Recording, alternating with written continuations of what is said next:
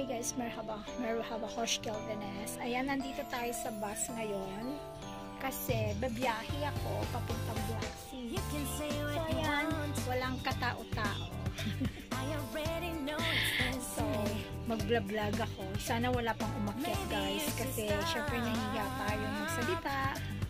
Ayan, welcome to my travel to Black Sea. So, babalik na naman po ako sa Black Sea.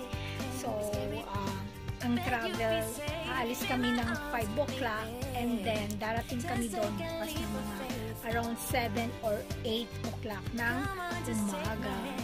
So, ayan, maganda ang dito guys. Hindi pa kasi sila sumakay yung mga pasahero, pero meron namang mga ibang pasahero nasa baba. Ayun, kasi pagdatingan na sila. Ayun, dumating na yung mga ibang pasahero. So, ayun, I hope na maging okay ang biyahe natin. So, ipapasyal kayo again sa Misudilla sa Black Sea. So, 2 beses na ako nakapunta doon ngayon. So, second balik ko. So, maganda doon guys kasi yung mga bundok nila is maganda. So, ayan, at saka maganda sa kanila dito kasi mayroon sila mga free coffee and tea. So, ayan, mamaya ipakita natin yung pag magbibigay sila ng tea. So, and guys, samahan niyo ako sa travel ko to Black Sea.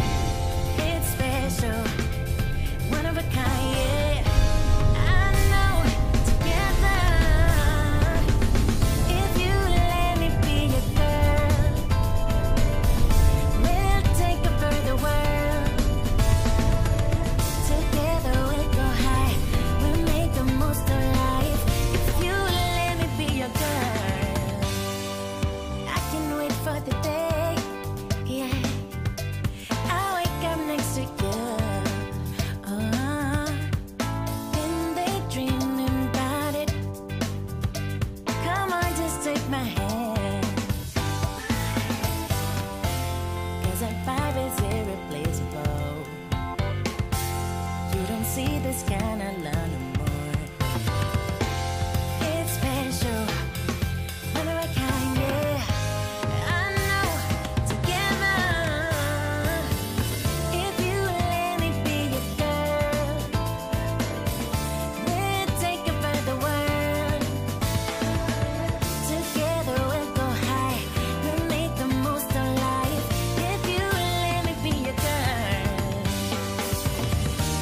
I know you've been. So, ayan guys, bali, yan yung nakita nyo yung yung travel ko from Istanbul to Black Sea. So, medyo malungkot lang ako guys kasi hindi ako nakapag-video ng marami sa views nung papunta ako sa Black Sea kasi yung phone ko is napuno na pala siya. So, sayang, ang dami-dami pa naman sanang mga magagandang views nung papunta ako doon. Kasi, ang daanan namin is mga bundok.